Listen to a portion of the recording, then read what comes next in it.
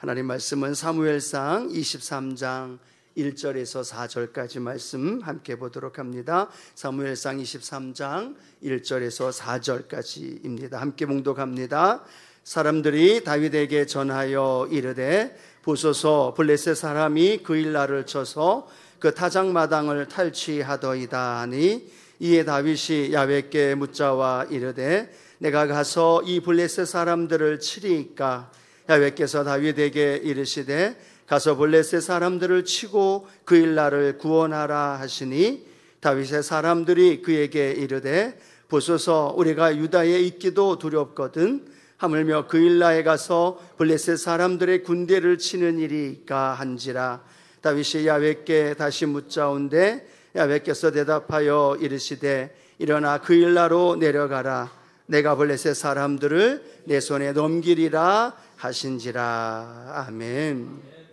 오늘 본문 말씀 가지고요, 성령님과 동행하기 네 번째, 물어보라라는 제목으로 함께 하나님 말씀을 나누길 원합니다. 예수님이 제자들과 헤어지면서 가장 큰 능력이요 또 축복인 성령님을 그들에게 보내주시겠다라고 말씀하셨습니다. 그리고 그 성령의 능력을 제자들이 받고 성령의 능력으로 주님이 생각하셨던 것처럼 복음을 증거하며 땅끝까지 증인의 삶을 살았던 제자들의 모습을 보게 됩니다. 그렇게 보면 저와 여러분이 예수님을 믿고 구원받아 하나님의 자녀 되어서 신앙생활에 나갈 때 하나님이 주신 가장 강력한 능력이 있다라고 한다면 바로 성령 하나님이신 줄로 믿습니다.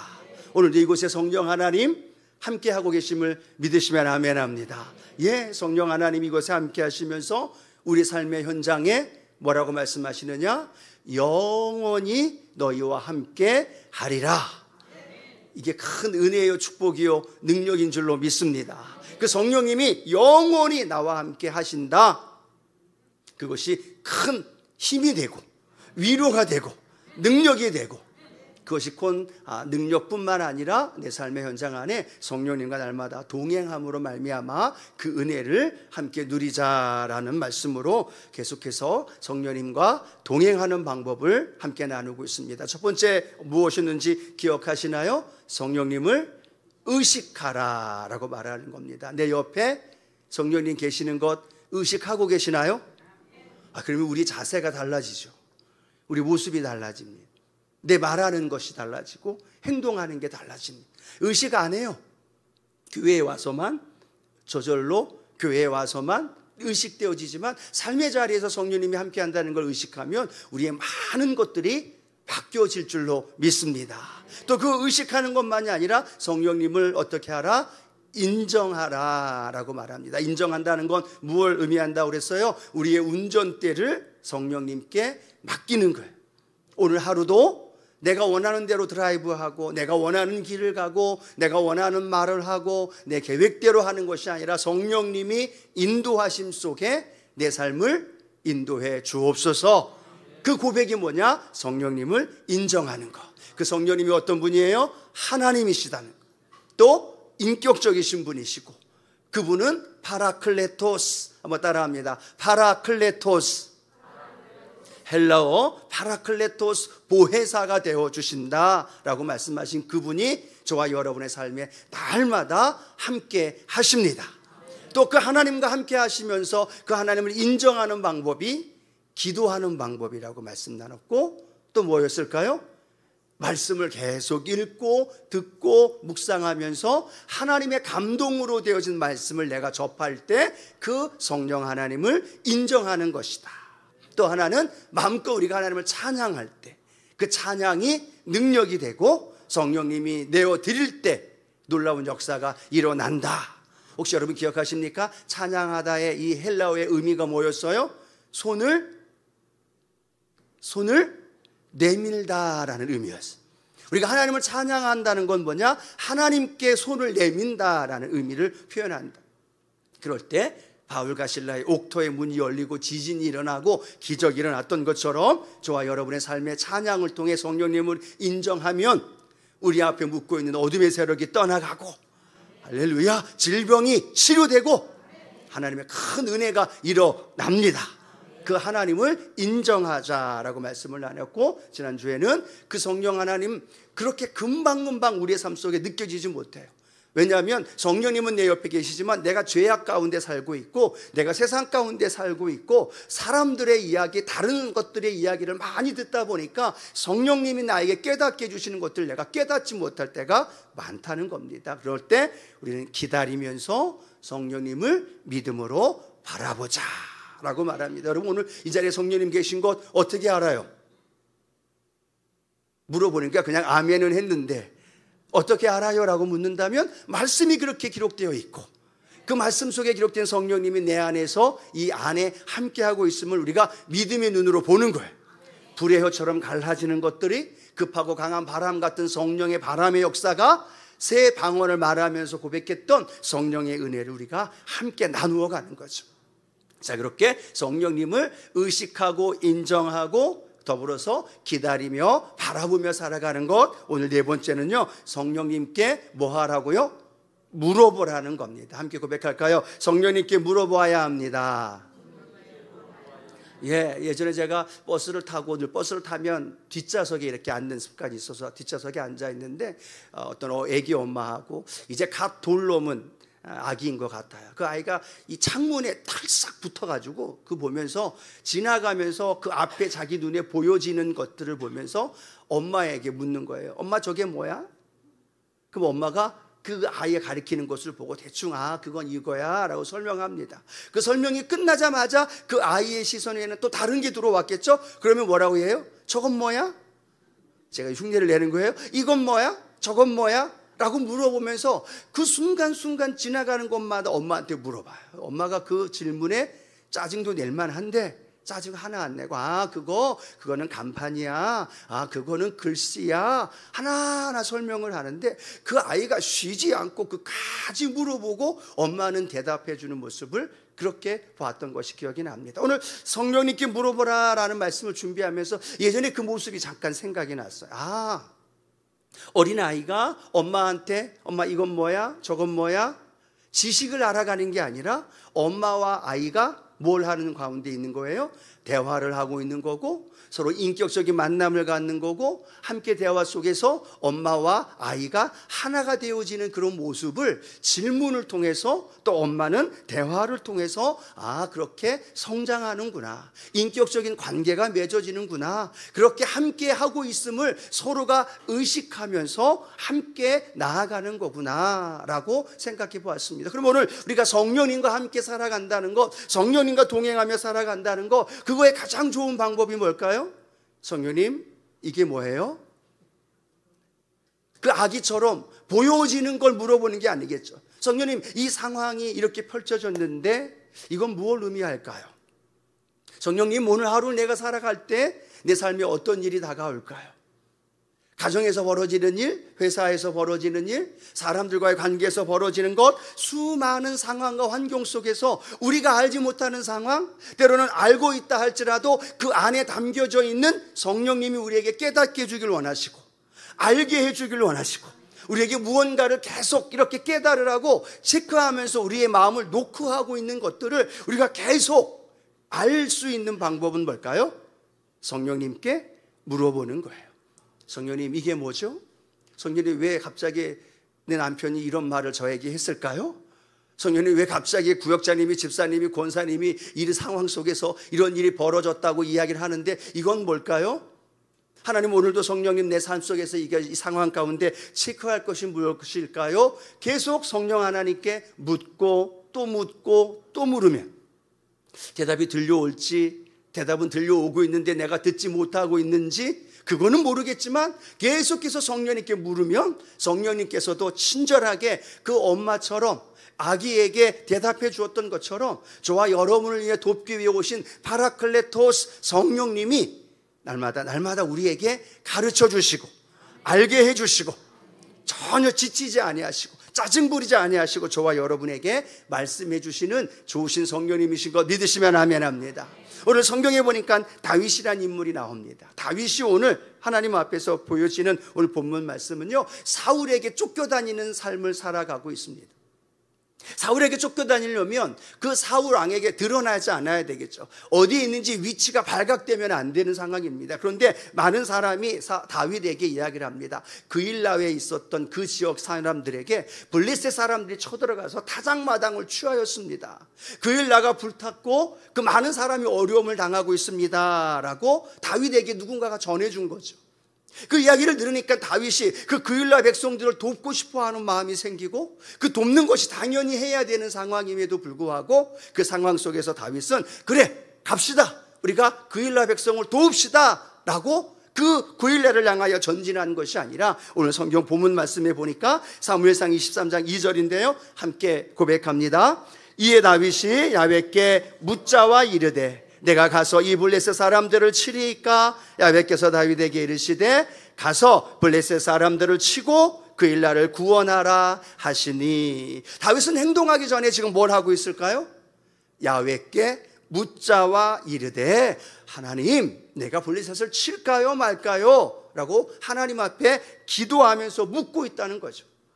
하나님이 다윗에게 말합니다. 블레셋 사람들을 치고 그일라를 구원해라.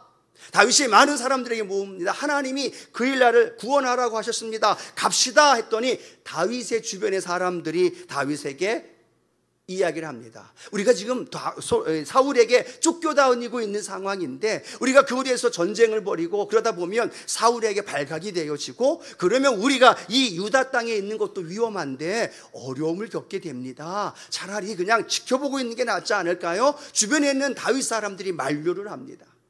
그러자 다윗은 하나님의 질문에 답한 것과 다윗의 사람들이 이야기하는 이야기 가운데 결정하지 않고 또 한 번 어떻게 할까요? 성경은 이렇게 말합니다. 사무엘상 23장 4절 함께 합니다. 다윗이 야훼께 다시 묻자온데 야훼께서 대답하여 이르시되 일어나 그일라로 내려가라. 내가 블레셋 사람들을 내 손에 넘기리라 하신지라. 아멘. 하나님 말씀하셨어요. 주변의 사람들이 만류합니다.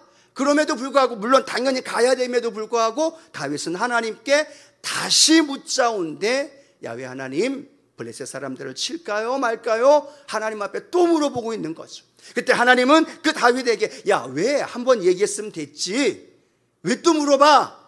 라고 말한 것이 아니라 그래 올라가서 그일라 백성을 구원해라 라고 말씀하시고, 또 그 다윗은 그 말씀에 순종하여 그일라를 구원하는 사건이 오늘 본문에 기록이 되어 있습니다. 오늘 본문은 우리가 거기까지 읽었지만 그 이후에 보면 어떤 일이 벌어질까요? 다윗이 그일라 백성들을 구원했다는 것이 소식이 사울에게 들려집니다. 사울이 군사들을 보냅니다. 그러니까 이 다윗이 또 하나님께 기도합니다. 하나님, 저 사울이 우리에게 있는 이 그일라까지 쳐들어올까요? 라고 하나님께 물어요. 그러니까 하나님이 뭐라고 말하느냐? 내려올 것이다 라고 말씀하십니다. 또 하나 묻습니다. 그러면 그일라 백성들이 우리 다윗과 함께하는 우리들을 저 사울 왕에게 내어줄까요? 안 줄까요? 라고 또 한 번 질문을 합니다. 그들이 내어줄 것이다 라는 말을 듣고 다윗의 군대가 빠져나오는 장면이 계속 오늘 본문 뒷부분에 연결되어져 있다는 거죠. 전쟁을 벌일 때 사람들이 만류하자 다시 하나님께 묻고, 그 물음에 맞춰서 답에 맞춰서 행동하고, 그거에 의해서 자신의 신분이 들키고 위험 속에 닥친다 할지라도 또 하나님께 묻고 또 하나님께 묻고 또 하나님께 묻고. 할렐루야. 우리의 모습이 되길 축복합니다. 하나님께 묻고 또 묻고 또 묻고. 하나님이 왜 자꾸 물어? 라고 말씀하시는 분이 아니라 우리의 연약함 때문에 또 묻고 또 묻고 다시 묻자와도 하나님은 저와 여러분에게 계속해서 하나님의 은혜로 우리의 길을 인도해 주시는 좋으신 성령 하나님이신 줄로 믿습니다. 다윗이 어떻게 그렇게 하나님과의 밀접한 교제 안에서 하나님께 묻고 하나님은 답하고 그 관계 속에서 그가 왕이 되고 또 그 삶을 살아갈 수 있었을까요? 그 비결을 성경은 이렇게 말합니다. 사무엘상 16장 13절 함께 합니다. 사무엘이 기름 뿔병을 가져다가 그의 형제 중에서 그에게 부었더니 이날 이후로 다윗이 야훼의 영에게 크게 감동되니라. 사무엘이 떠나서 라마로 가니라. 아멘. 이날 이후로 다윗이 야훼의 영에게 크게 감동되니라. 아멘. 하나님의 선지자 사무엘을 통하여 기름 부음 받은 이후에 야훼의 영, 성령께서 늘 감동되어 주시는 역사가 다윗 가운데 함께 하셨다는 거예요. 그 상황 속에서 어떻게 했을까요? 들짐승들과 싸울 때에도 성령에 감동되어져서 성령님과 교제하면서, 또 그가 다윗 왕이 되어졌을 때에도, 도망자의 삶을 살 때에도 늘 그는 성령님과 함께 친밀한 교제와 함께 살았던 모습들을 우리는 알게 되어집니다. 그런데 우리가 그렇게 삶을 살았던 걸 또 무엇을 통해 알 수 있을까요? 다윗이 밧세바를 범한 이후에 하나님 앞에 범죄하게 되고 밤이 맞도록 침상에 적셔가며 눈물을 흘려 기도합니다. 그 침상을 적셔가며 기도할 때 가장 안타까운 마음으로 탄식했던 다윗의 기도 제목이 뭐였을까요? 시편 51편 10절과 11절 우리 같이 한번 읽어봅니다. 하나님이여, 내 속에 정한 마음을 창조하시고 내 안에 정직한 영을 새롭게 하소서. 나를 주 앞에서 쫓아내지 마시며 주의 성령을 내게서 거두지 마소서라고 말합니다. 성령님과의 그 친밀한 교제, 질문하면 답하시고 답한 걸 듣고 믿음으로 행동하면서 성령의 인도하심 속에 살았던, 성령님과 친밀한 교제 속에 살던 다윗이 하나님 앞에 범죄합니다. 그리고 나서 가장 답답한 게 뭐예요? 주의 성령을 내게서 거두어 갈까 봐. 성령님과의 그 교제, 친밀한 만남, 친밀한 대화가 단절이 되어버렸어요. 죄가 들어온 이후에 성령님과의 그 친밀한 교제 속에 질문을 해도 답이 없고, 말을 해도 성령님에 대한 그 갈급함을 사라져버리고 이뤄져 버렸던 그 다윗이 주의 성령을 내게서 거두지 마옵소서.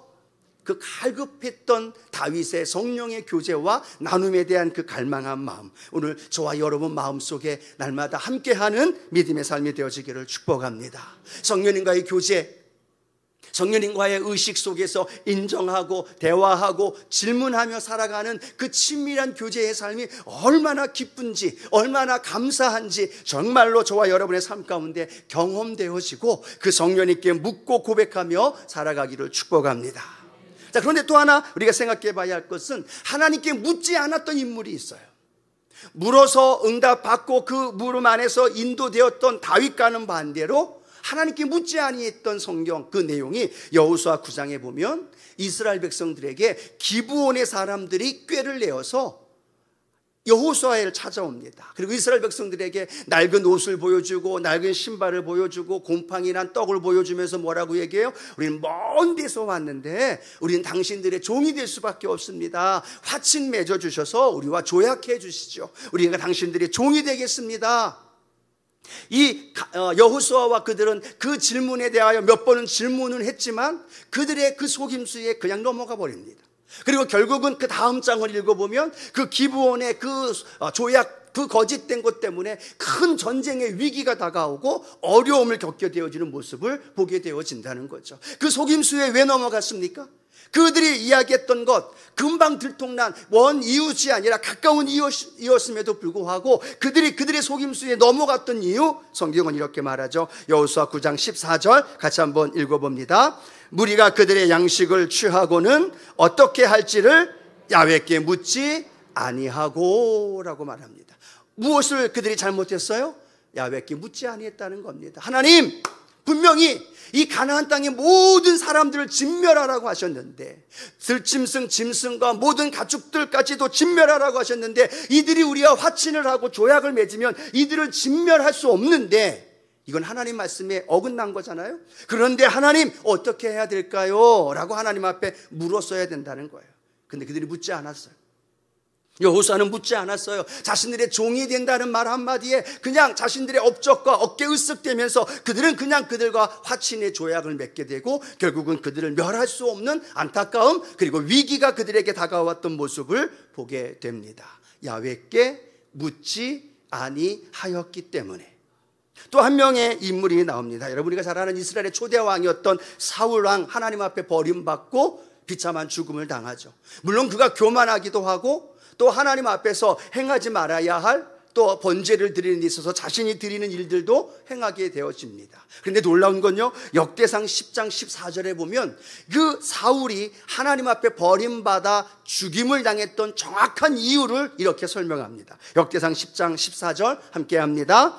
야훼께 묻지 아니하였으므로 야훼께서 그를 죽이시고 그 나라를 이새의 아들 다윗에게 넘겨주셨더라 라고 말합니다. 그가 하나님께 묻지 않았어요. 신접한 여인을 찾아갑니다. 자신의 방법으로 그걸 해결하려고 합니다. 그게 안 되고 답답하니까 신접한 여인 무당을 찾아가서 자신의 방법을 해결하려고 하는데, 성경에 봤더니 그 사울을 향하여 뭐라고 얘기해요? 야훼께 묻지 아니하였으므로 야훼께서 그를 죽이셨더라라고 말합니다. 여러분, 이 말씀과 연결되면 저와 여러분 얼마나 많이 죽어야 했을까요? 그렇죠? 하나님께 묻지 아니하고 행동하는 게 얼마나 많아요.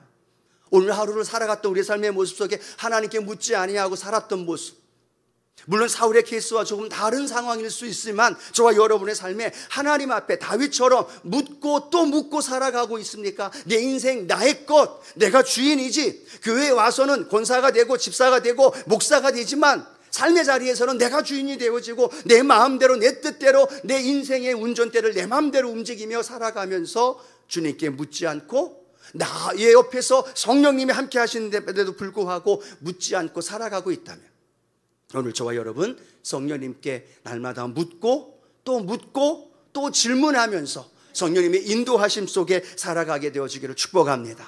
세상 사람들은 누구에게 물어요? 신년이 되거나 사업을 어떤 걸 하거나 이사를 하려고 하거나 하면 그들은 누구에게 가서 물어요?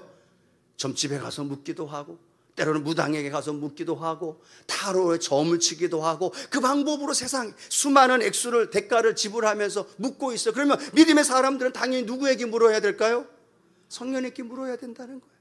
하나님께서 예수님을 우리에게 보내셨고, 예수께서 하나님으로부터 보내신 그 성령님을 우리에게 보내주시면서 우리에게 무엇을 말씀하실까요? 내 옆에 계신 성령님, 그분이 어떤 분이에요? 요한복음 14장 26절 이렇게 말씀하죠. 함께 합니다. 보혜사 곧 아버지께서 내 이름으로 보내실 성령, 그가 너에게 모든 것을 가르치고 내가 너에게 말한 모든 것을 생각나게 하리라. 아멘. 하나님의 성령께서 우리 가운데 오셔서 하나님의 진리의 말씀을 가르치시고 예수님이 생각나게 하시고 또 그 말씀의 은혜 안에서 저와 여러분의 삶에 필요한 것들을 알게 하시고 깨닫게 하시고 인도해 주시는 헬퍼 되시고 가이드가 되어주시고 티처가 되어주시고 우리 카운셀러가 되어주신 성령 하나님, 우리 기독교인, 우리 믿음의 사람들에게 하나님이 공식적으로 보내셨어요. 우리의 영원한 카운셀러, 우리의 영원한 헬퍼, 우리의 영원한 티처는 성령을 통해 우리의 삶 가운데 보혜사로 보내주신다.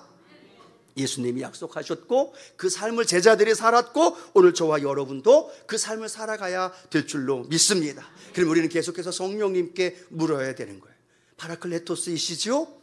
오늘도 이 위기와 어려움 속에 성령님 무엇을 선택해야 될까요? 무엇을 결정해야 될까요? 어떻게 해야 될까요? 우리가 계속 묻고 또 물으면 성령님께서 맨 처음에는 깨닫게 해주시는데 우리가 알지 못한다 할지라도 그 다음에는 더 확실한 방법으로 더 깨닫게 하시는 방법으로 그 일들을 이루어 가게 될 줄로 믿습니다.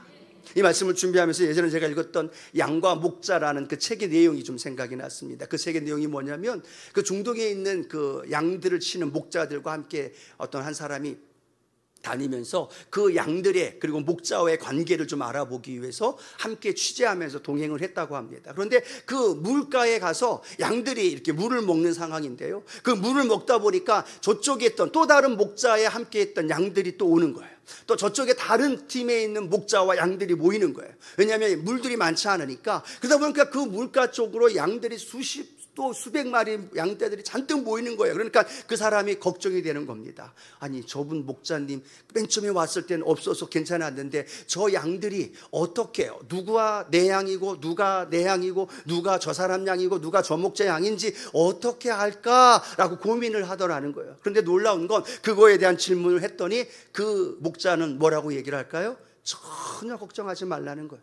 그냥 걱정 하나도 할 것 없이 마음껏 물을 먹은 다음에 이 목자가 움직이면서 목자의 음성을 내치고 가자, 뭐 그렇게 표현했든지 어떻게 표현했더니 그렇게 그곳에서 먹던 그 양떼들 중에 정확하게 분리가 되더라는 거예요. 그 목자와 연결되었던 함께했던 양들이 곧장 물을 마시다가 고개를 들고 그 목자를 향해서 따라가더라는 이야기. 누가 내 양인지, 어떤 것이 내 양인지 걱정할 필요가 전혀 없다라는 사실이죠. 그 말씀 속에서 오늘 생각났던 말씀이 요한복음 10장 27절 말씀인데요, 함께 고백해 볼까요? 내 양은 내 음성을 들으며 나는 그들을 알며 그들은 나를 따르느니라. 아멘. 내 양은 내 음성을 들으며, 저와 여러분 예수님의 양인 줄로 믿습니다. 그럼 우리는 누구의 음성을 들어요? 예수님의 음성을 들어요. 성령님께 질문을 하는데 대답을 안 해주시고, 물어도 어떤 응답으로 우리에게 다가오지 않아서 걱정하고 이것이 답인지 저것이 답인지 모를 수도 있어요. 그런데 걱정하지 마십시오. 분명한 건 성령님이 저와 여러분에게 말씀해 주시고, 또 우리는 그 성령님의 음성을 들을 수 있고, 또 그 듣는 믿음으로 걸어갈 때 성령님은 우리의 삶을 확실하게 능력의 길로 인도해 주신다는 것. 여러분이 알아들을 수 있을까? 무엇을 선택하는 게 이게 정말 성령님이 원하는 것일까? 걱정하고 불안해하고 염려하더라도요, 걱정하지 마십시오. 내가 이야기하고 묻고 질문하지 않고 행하기 때문에 문제지, 내가 묻고 성령님께 고백하면서 성령님 결정해달라고 무엇을 해야 할까요? 라고 고백하면서 묻고 행하면 성령님께서 잘못 선택했을지라도 그것 통해 가장 좋은 길로 인도해 주시고, 또 양은 그 음성을 알기 때문에, 양은 목자의 음성을 알기 때문에 저와 여러분은요, 성령님이 원하시는, 우리 주님이 원하시는 그것들을 깨달아지고 알게 해주시는 놀라운 역사가 일어나게 될 줄로 믿습니다. 예전에 제가 이 수원에서 일산까지 다녔잖아요. 새벽에는 뭐 1시간 좀 넘었지만 집에 갈 때는 2시간, 뭐 어떨 땐 2시간 반 이렇게 갑니다. 그러면 막 졸음이 쏟아지면 감당할 수가 없어요. 그때 제가 하나님 성령님께, 성령님 어떻게 하면 좋을까? 이 졸린데 창문을 열어도 그렇고 뭐 껌을 씹어도 방법이 없는 거예요. 근데 성령님이 아이디어를 주신 게 뭐냐면, 제 차로 해가지고 핸드폰으로 연결해가지고 신방 전화를 하라는, 전화 통화를 하면 그래도 사람이 정신이 드니까 그런 마음을 좀 갖게 해주신 거예요. 그래서 제가 성령님께 기도하면서 운전하면서 성령님 깨닫게 해주시고 알게 해주셔서 제가 누구에게 전화를 하면 좋을까요? 성도님들 쭉, 장로님들부터 생각하면서 쭉 기도하면서 생각나서 전화를 한 적이 있어요. 전화를 딱 했는데 놀라운 건 그때가 그 성도님에게 가장 힘들고 어려웠을 때라는 거예요. 아무도 없는 것처럼 느껴지고 외롭고 힘들었는데 뜻하지 않은 모르는 전화번호가 왔는데 그게 제 전화번호인 거예요. 그러니까 그것 때문에 한번 놀래고, 또 한번 놀래는 건 가장 힘들고 어려울 때 목사님이 전화를 하니까 그거에 또 놀라게 되고, 더불어서 기도해주고 위로해주고 함께 또 그렇게 은혜를 나누었던 그때가 또 생각이 나더라는 거죠. 성령님께 내 삶을 맡기고 운전대를 맡기고 의지하고 고백하면 떠오르게 하시고 알게 하시고 생각나게 하신다는 거예요. 그걸 믿는 성도님들 되어지기를 축복합니다. 축복합니다. 오늘 이 자리에 안 오신 것 같아요. 어떤 권사님도 제가 몇 주 전에 얼굴이 잘 안 보이셨어요. 왜 안 보이실까 걱정이 되고 기도하면서 전화를 한번 해야지 하는데 그냥 넘어갔어요. 근데 어떤 날 갑자기 생각나게 하시면서 성령님이 전화를 좀 하고 싶어 하는 마음이 생겨서 다른 거 다 내려놓고 전화를 한번 드렸어요. 그랬더니 그 권사님이 딱 전화를 받으면서 뭐라고 얘기하시냐면, 아유, 우리 목사님 수원역에 돗자리를 깔아도 되겠어요. 이게 무슨 말인지 아시나요? 왜 전화를 했는지 나는 몰라요. 안 보이셨고 무슨 걱정이 있으신가? 어디가 아프신가? 연세가 있어서 좀 불편하신가? 걱정이 되는 마음에 전화를 한번 해야지 했다가 잠깐 놓쳤는데 다시 또 깨닫게 되시더라고요. 그래서 전화를 했더니 대뜸하시는 말씀이, 아이고 목사님 수원역에 돗자리를 깔아도 되겠대. 나 무슨 말인지 몰랐어요. 근데 그 말을 들어봤더니 문제가 있고 좀 어려움이 있어서 힘들 때였다는 거죠. 제가 전화를 어떻게 드렸더니 그것 통해서 또 위로가 되고 또 힘을 얻게 되어진다는 그런 말씀을 해주시면서, 성령님이 내가 기도해야 할 사람, 내가 또 전화로 연락해 줘야 할 분, 그렇게 기도하면서 성령님을 의지하고 내어 맡기면 성령님이 그때그때마다 우리에게 가르쳐 주시고 알게 해 주시더라는 거예요. 잊어버렸는데 또 생각나게 하셔요. 나보다 더 급한 분이 누굴까요? 질문인데 나보다 더 급한 분이 누구이실까요? 성령님이에요. 성령 하나님이 더 급하셔요. 성령님이 더 잘 아셔요. 그러니까 나에게 알게 해주시고 음성을 듣게 해주시고 알게 해주신다는 것 믿으시길 축복합니다. 근데 중요한 건 묻지 않아요. 내 마음대로 그냥 하거든요. 내 뜻대로 하거든요. 왜 묻지 않을까요? 내 마음대로 하고 싶어서. 물으면 성령님이 뭐라고 말씀하실지 감이 올까요? 안 올까요? 오게 되죠. 특별히 성경 안에서 중요한 것, 헷갈리면서 혼란스러운 것, A냐 B냐를 선택할 때는 쉽지는 않지만 신앙생활에 나가면서 많은 부분에서 성령님께 물으면 성령님이 뭐라고 대답하실지 여러분 알아요, 몰라요? 다는 모르지만 대충은 아실 거예요. 이 상황에서 기도하면 성령님이 뭐라고 하시죠? 예를 들어서 여러분 남편이 갑자기 여러분 바가지를 긁거나 힘들게 하거나 어렵게 해서 그냥 들이받아 마라. 성령님 들이받아야 될까요? 말아야 할까요? 답은 뭘까요? 들이받지 말아야죠. 근데 그 질문을 성령님께 해요, 안 해요? 해요, 안 해요? 안 해요. 그리고 들이받아요. 그리고 한바탕 벌리는 거죠. 예를 들어 또 그렇습니다. 내일 주일날 우리 침례하기 때문에 내일 아침 9시 반에 남성교회 우리 집사님들 장로들 나오셔서 침례탕을 막 만들고 할 거예요. 제가 이렇게 광고를 해요. 그리고 이제 내일 아침 9시 반이 됐어요. 여러분 갑자기 생각이 오늘 내가 말씀드렸던 그 말씀이 생각나는 거. 오늘 남성교회에서 내일 목사님하고 교육자들하고 내일 침례탕을 만드는데 가볼까요 말까요? 성령님께 기도하면 성령님 뭐라고 대답하실까요? 전 잘 몰라요. 여러분에게 들리는 말씀이에요. 그렇죠? 주일날 유더스 페스티벌을 함께 해요. 교회가 함께하고 새 가족들이 오셔서 축하해주고 침례를 받으면서 주님과 결혼하는 놀라운 이벤트, 놀라운 스페셜한 날이에요. 근데 우리 성도님들이 함께 해야 되는 그날에 성령님께 성령님 그날 끝까지 참석할까요 말까요? 질문하며 기도하면 답은 뭘까요? 답은 뻔해요. 근데 왜 우리가 참석하지 않을까요? 질문을 안 해요. 묻지 않아요. 왜? 물으면, 기도하면, 질문하면 성령님이 대답하시는 대부분의 답을 우리가 알아요. 근데 그 대부분의 답을 듣기 싫어서 질문을 안 해요. 묻지 않아요. 왜? 내 마음대로 하려고 하니까. 아직도 여전히 내 마음대로 내 운전대를 붙들고 내가 원하는 대로 행하려고 하다 보니까 성령님께 기도하지 않아요. 성령님께 기도하면서 간구하면서 물으면 분노하라고 하실까요? 아니요. 미워하라고 하실까요? 아니요.